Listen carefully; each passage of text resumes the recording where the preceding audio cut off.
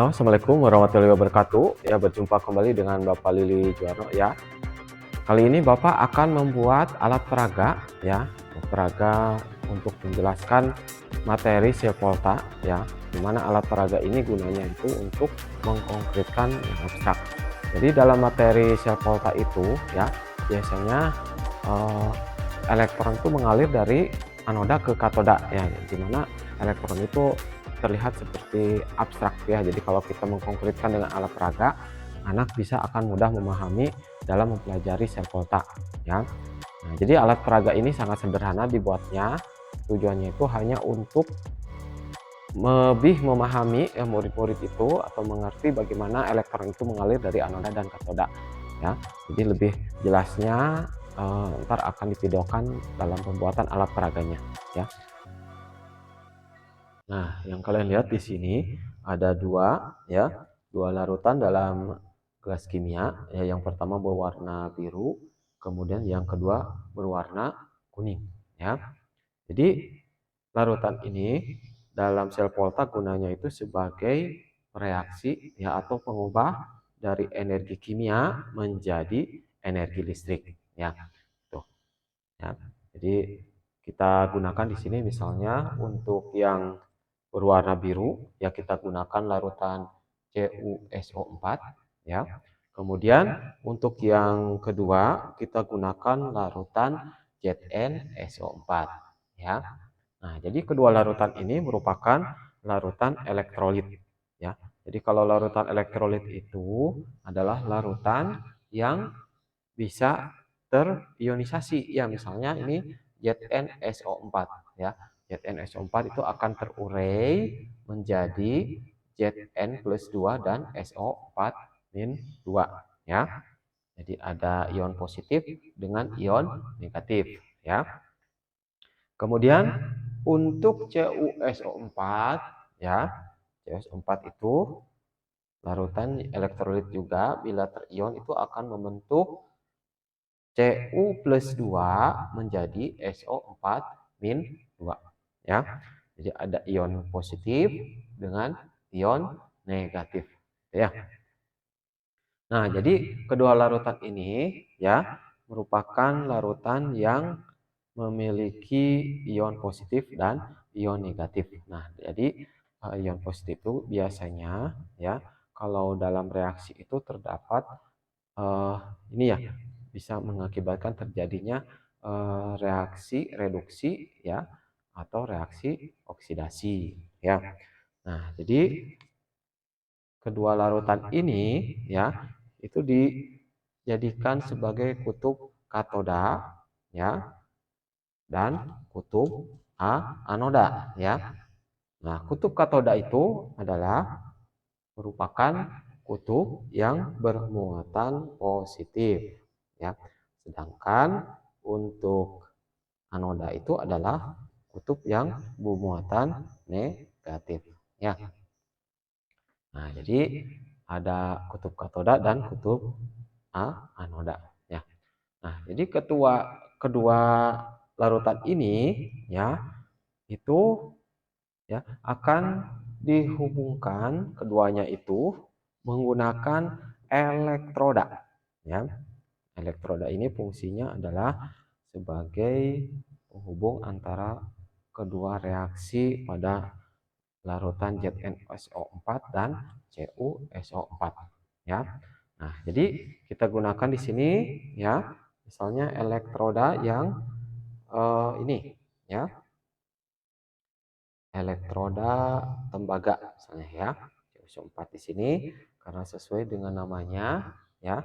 Ini dengan namanya larutannya CuSO4 ya, berarti ini elektroda juga menggunakan elektroda tembaga ya. Nah, kemudian yang kedua dihubungkan dengan elektroda seng ya. Karena larutannya juga di sini menggunakan larutan ZnSO4.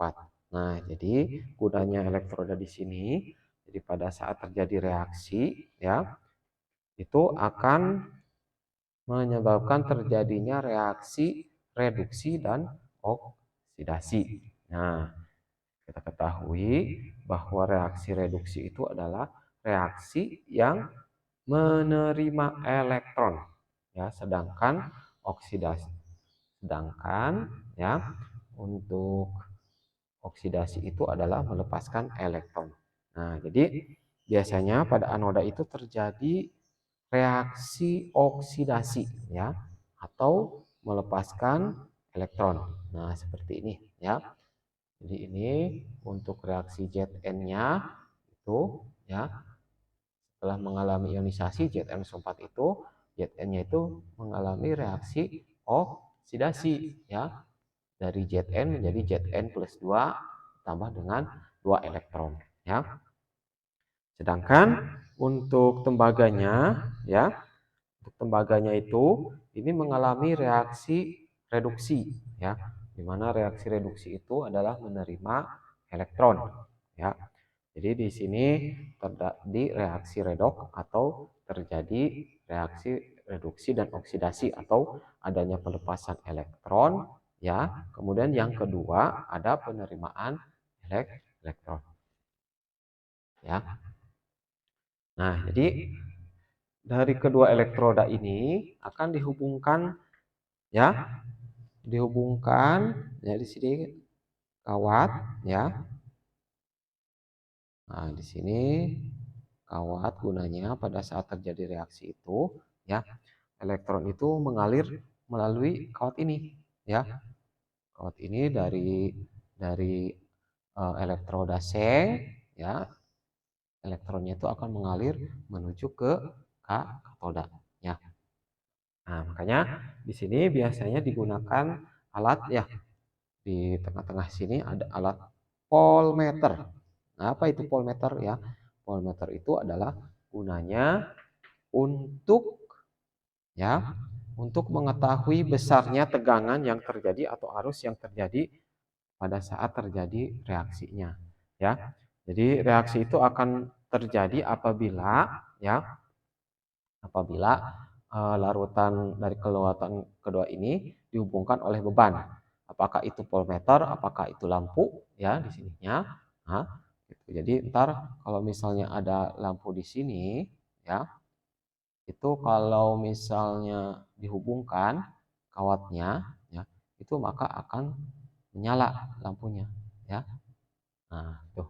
Jadi sini akan terjadinya perubahan, ya, energi kimia dari kedua larutan ini menjadi energi listrik ditandai dengan adanya lampu, ya, nyala lampu atau dalam voltmeter itu diketahui besarnya tegangan yang terjadi, ya.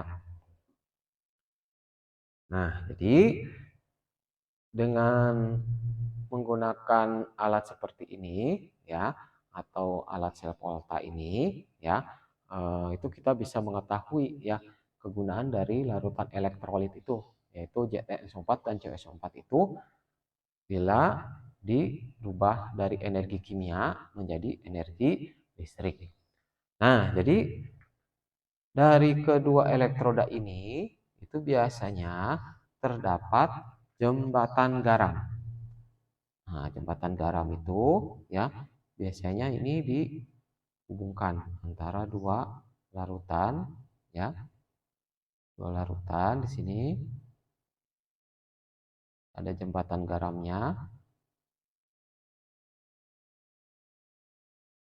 Nah, jadi jembatan garam di sini, ya, itu gunanya adalah untuk menyeimbangkan, ya, menyeimbangkan reaksi yang terjadi, yaitu reaksi oksidasi yang terjadi pada anoda, ya, dan reaksi reduksi yang terjadi pada katoda, ya. Jadi pada saat bereaksi itu gunanya dari batang garam ini adalah untuk menyeimbangkan, ya, antara ion positif, ya, dengan ion negatif, ya, ion positif yang terdapat dalam eh, ZnSO4 atau ion negatif yang terdapat dalam katoda, ya, atau kebalikannya, ya. Nah, biasanya kalau jembatan garam ini misalnya yang reaksinya anoda, ya, atau terjadi reaksi oksidasi, maka biasanya yang ion negatifnya itu yang akan menuju ke larutan ZnSO4, sedangkan yang positifnya itu akan menuju ke tembaga sulfat. Nah, sebagai contoh ya, misalnya kita gunakan jembatan garam ya. Jembatan garam misalnya Na2SO4 ya. Na2SO4 atau natrium sulfat ya. Jadi gunanya garam ini ya, pada gunanya jembatan garam ini ya, contoh misalnya pada Na2SO4 ya. Jadi kalau misalnya terion itu akan menjadi Na+ ya, natrium dengan sulfat ya. Jadi ini yang ion positif, ini yang ion negatif ya. Nah, di sini ya, tadi pada anoda itu terjadi reaksi ini ya, reaksi oksidasi yang tadinya Zn tidak bermuatan menjadi bermuatan positif 2 dengan cara melepaskan 2 elektron ya. Jadi banyak di sini ya ion-ion Zn plusnya ya, itu karena mengalami oksidasi ya pada larutan ZnSO4. Nah, supaya menyeimbangkan ion negatifnya, maka ya ion SO4 itu atau sulfat min 2 itu akan menuju ke ini ya, menuju ke larutan ZnSO4 ya. Nah, jadi kalau misalnya digambarkan ya, misalnya kita gambarkan elektron atau ion Zn itu ya, misalnya dibuat dengan menggunakan koin ya, ini koinnya. Misalnya ini koin dari Zn ya, menandakan ini ion positif Zn ya. Kita tulis di sini misalnya Zn plus ya, Zn plus 2 ya.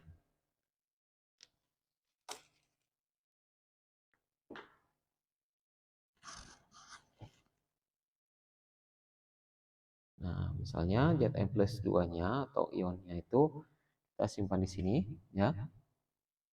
Kemudian kita bikin beberapa ya, Zn plus 2. Kemudian dilem lagi ke koin. Nah, akan seperti ini ya. Misalnya ini gambaran dari ion seng ya plus 2 itu ya. Jadi gambarannya seperti ini ya. Atau beberapa koin lagi supaya lebih paham lagi ya. Kita bikin lagi.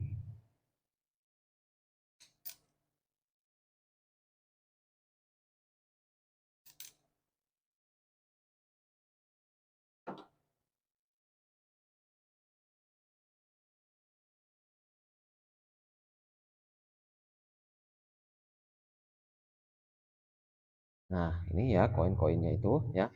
Seperti ini. Nah, jadi pada saat terjadi reaksi oksidasi ya, Zn itu yang terdapat dalam elektroda itu akan mengalami reaksi oksidasi ya, seperti ini. Nah, jadi pada saat terjadi reaksi oksidasi, Zn ionnya itu akan ini ya, terurai menjadi ionnya ya, larut ya. Nah, karena konsentrasi ion positifnya banyak dalam larutan ZnSO4 ini ya, maka untuk menyimbangkannya, maka dari garam ini atau jembatan garam ini itu ya akan memberikan SO4 ya, sulfat. Ion negatifnya 2 ini ke sini ya. Nah, sehingga akan terjadi netralisasi ya. Jadi jumlah ion yang terlarut dalam larutan ZnSO4 itu akan dinetralkan lagi oleh sulfat ya. Ini 02 ya. Sulfat dengan muatan negatifnya. Jadi antara ion positif dengan negatif itu akan menjadi netral ya. Sehingga tidak akan ya, tidak akan ter atau reaksi yang terjadi itu akan terus-menerus ya. Tuh, jadi nah di sini pada elektrodanya Zn-nya itu ya, jadi pada saat terus-menerus terjadi reaksi, maka Zn-nya itu akan lama-kelamaan itu akan terurai. Ya, lama-kelamaan itu akan semakin sedikit. Ya, karena dari Zn teroksidasi menjadi Zn plus 2, jadi terion. Ya, tuh. Nah, jadi pada saat terjadi reaksi itu, ya, pada saat terjadinya reaksi, kemudian ada beban sehingga menghasilkannya lampu, ya.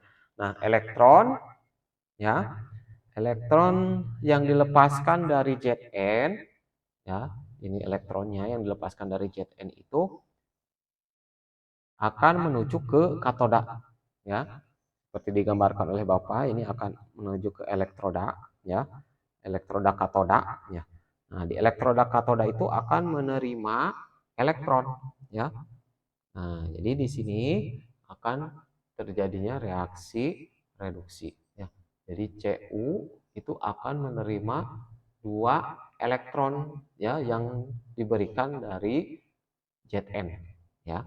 Jadi pada saat elektron masuk ke Cu di sini, ya, maka ion Cu plus 2 itu, ya, karena menerima dua elektron dia akan tereduksi menjadi Cu, ya. Nah, dan reaksinya itu berlangsung terus-menerus.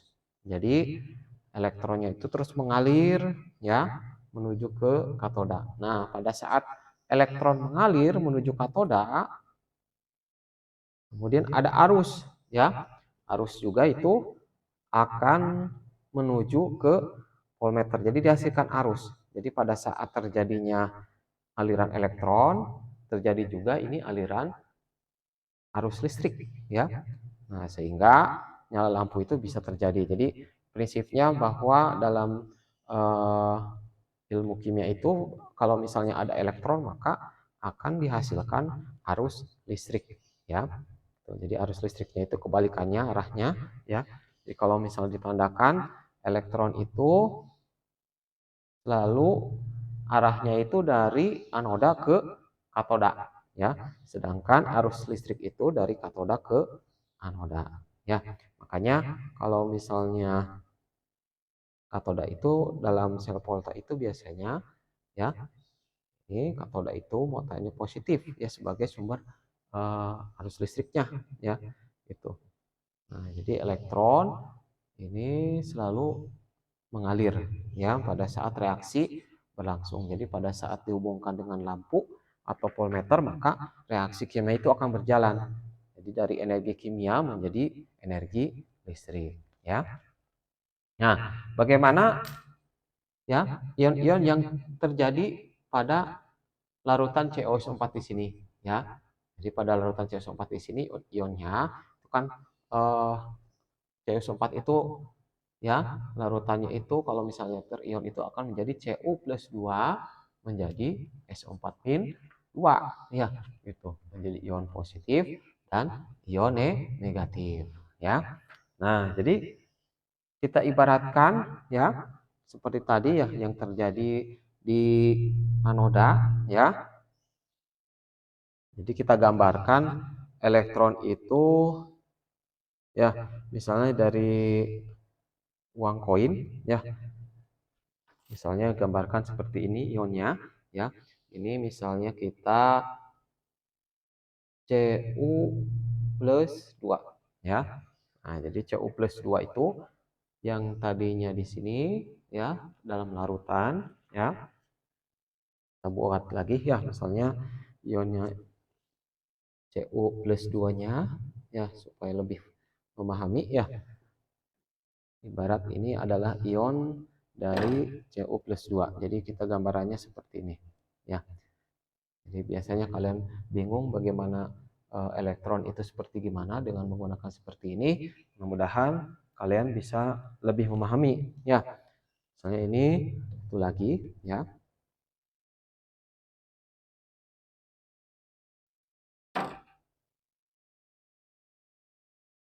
Ini juga Cu, ya.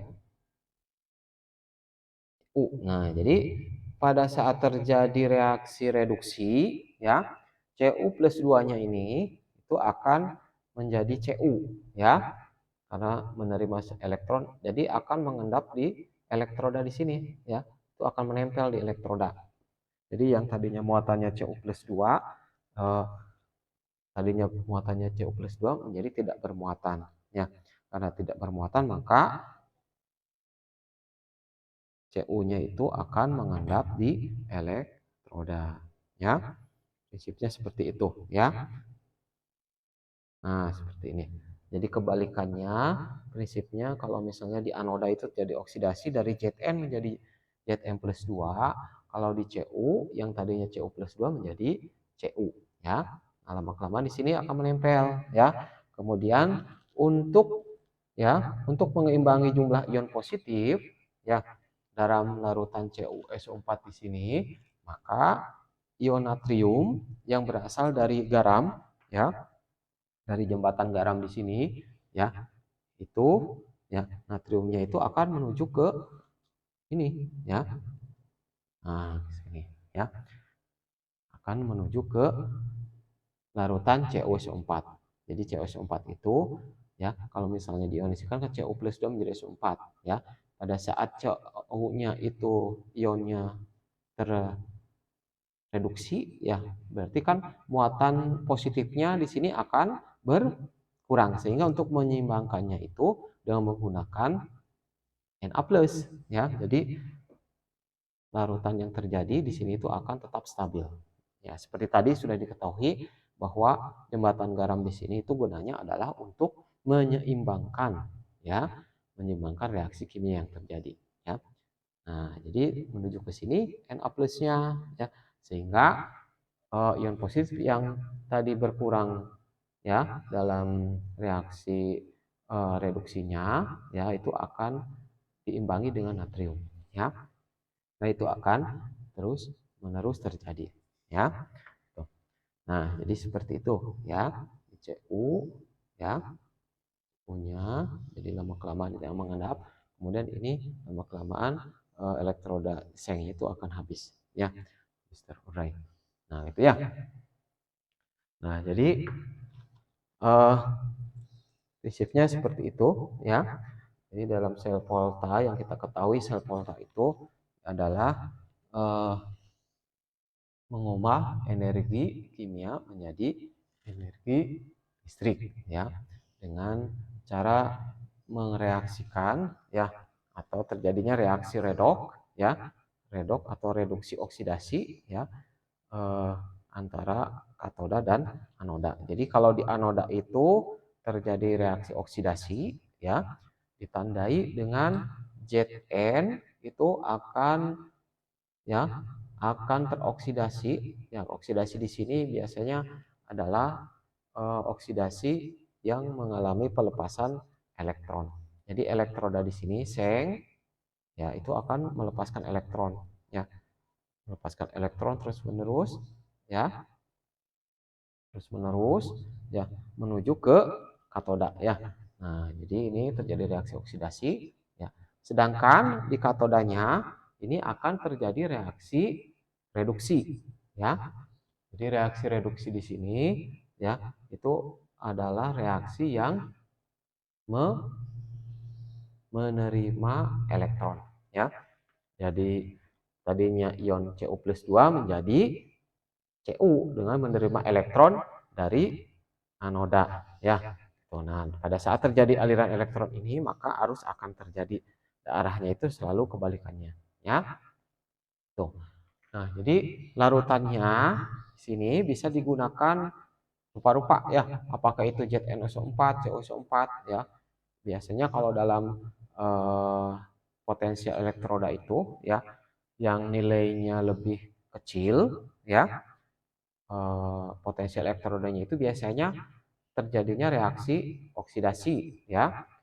Nah, berbeda dengan kalau misalnya potensial voltasenya itu, ya, potensialnya itu kalau lebih besar itu biasanya terjadi reaksi reduksi, ya.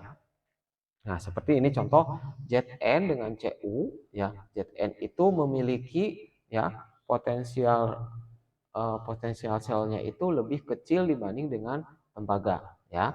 Makanya Zn itu akan mengalami reaksi oksidasi ya, sedangkan Cu itu akan mengalami reduksi ya. Jadi kalau misalnya kita mau menghitung berapa besar voltase yang terjadi, kita tinggal melihat potensial sel yang terdapat dalam ini ya, tabel ya. Nah, biasanya kalau terjadi perhitungan ya, kalau misalnya udah dihitung ya nilainya positif, maka reaksi yang terjadinya itu akan spontan ya, bisa menghasilkan listrik ya. Tuh. Nah, jadi kita ketahui ya contoh dari sel volta itu ada beragam ya, ada rupa-rupa ya, banyak sekali ya.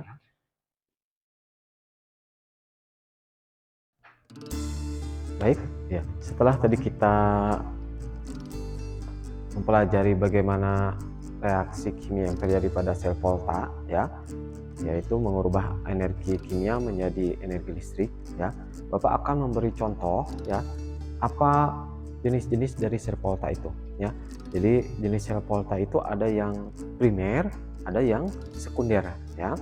Jadi kalau baterai primer itu biasanya kalau sekali pakai itu langsung dibuang ya, jadi tidak bisa digunakan lagi atau dicas ya. Contohnya ya, misalnya baterai primer itu seperti baterai alkalin ya, baterai jam ya, atau baterai remote ya. Jadi kalau misalnya sudah digunakan ya, kandungan kimia yang terdapat dalam baterainya itu tidak bisa diaktifkan lagi, jadi bisa langsung dibuang ya.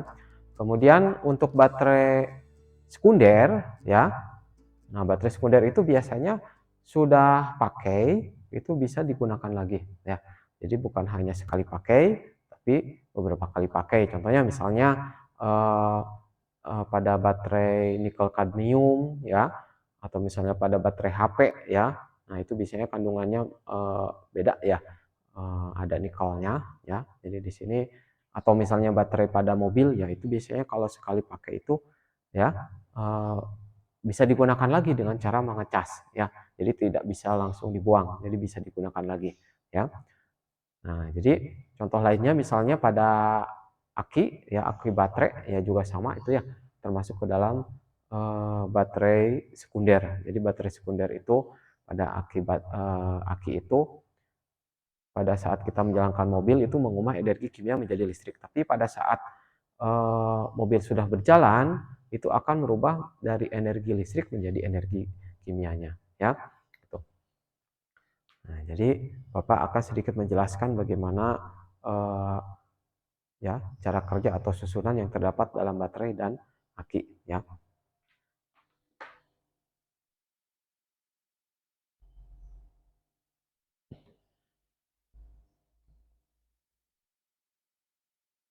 Nah, ya.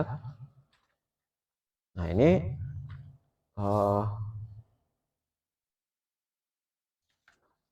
kita akan membahas dulu ya. Yang pertama adalah mengenai aki ya, atau baterai ya, baterai akumulator ya. Nah, dalam aki itu atau akumulator itu terdapat kutub positif dengan kutub negatif ya. Nah, jadi kalau misalnya tadi sudah dijelaskan ya, kutub positifnya sel volta itu katoda, kutub negatifnya anoda ya. Dalam sel aki juga sama ya, ini ada kutub positif dengan negatifnya ya. Ini Pb, kutub negatifnya adalah PbO2 ya. Nah, seperti biasa dalam katoda itu terjadi reaksi reduksi, sedangkan pada PbO2 itu terjadi reaksi oksidasi. Nah, ini salah satu contoh ya, misalnya dalam aki itu ya, karena aki itu kan terdapat beberapa sel ya. Ini Bapak jelaskan satu sel saja di sini. Jadi larutan yang digunakannya itu ada larutan asam sulfat ya. Larutan asam sulfat ini gunanya sebagai larutan elektrolit supaya reaksi kimia menjadi listrik itu terjadi ya. Nah, jadi biasanya dalam satu sel itu besarnya voltasenya adalah 2 voltase ya. 2 voltase, sedangkan kalau misalnya dalam aki itu rata-rata terdapat 6 ya. Jadi dalam dalam satu aki itu terdapat 6 sel. Jadi kalau misalnya dikalikan 2 itu menjadi 12 volt ya. Jadi dihubungkan secara seri ya.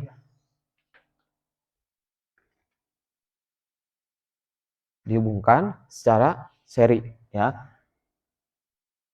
antara plat satu dengan plat yang lainnya ya. Nah, ini biasanya dihalangi dengan separator ya, gunanya itu supaya menghindar terjadinya reaksi ya. Pelindung ya, dalam baterai juga sama, suka ada separator, itu gunanya supaya melindungi dari reaksi kimia. Nah, ini ada cairan elektrolit ya, asam sulfat ya. Jadi satu sel ini ada beberapa sel ya. Jadi ini ada positifnya, ini ada kutub eh, negatifnya ya. Ini katoda, ini anoda ya. Nah, jadi kalau misalnya mau menghasilkan 12 volt, maka satu sel itu dihubungkan secara seri ya. Nah, bisa dilihat seperti ini ya. Ini dihubungkan ya antara negatif dengan positif dan terus ya. Ini ya. Jadi hingga dihasilkan besarnya voltase yang dikehendaki ya. Nah, jadi berikutnya ya pada baterai ya.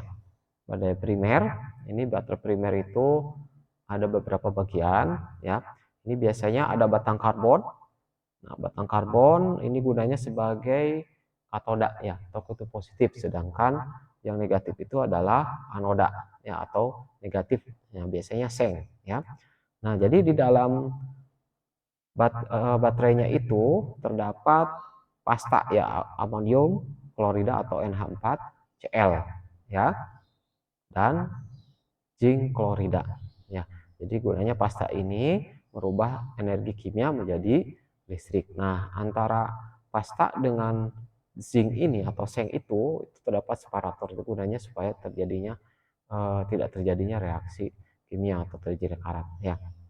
Nah, jadi cara kerja baterainya di sini ya. Ini atom Zn itu mengalami reaksi oksidasi ya. Nah, ini elektronnya itu akan bergerak ya. Nah, dari anoda ke katoda ya, sehingga menghasilkan ya seperti ini ya, sama halnya dengan tadi yang sudah dijelaskan dalam sel volta ya. Nah, itu. Nah, jadi kalau reaksinya supaya lebih ya, itu ada materi sel volta yang sudah Bapak jelaskan, mudah-mudahan bisa dipahami ya, dan bermanfaat ya.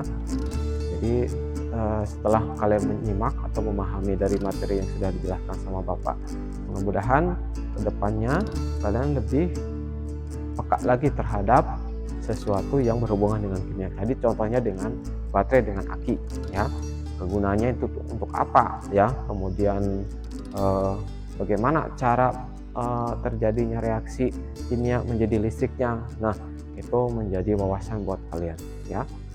Nah, akhir kata, ucapkan assalamualaikum warahmatullahi wabarakatuh.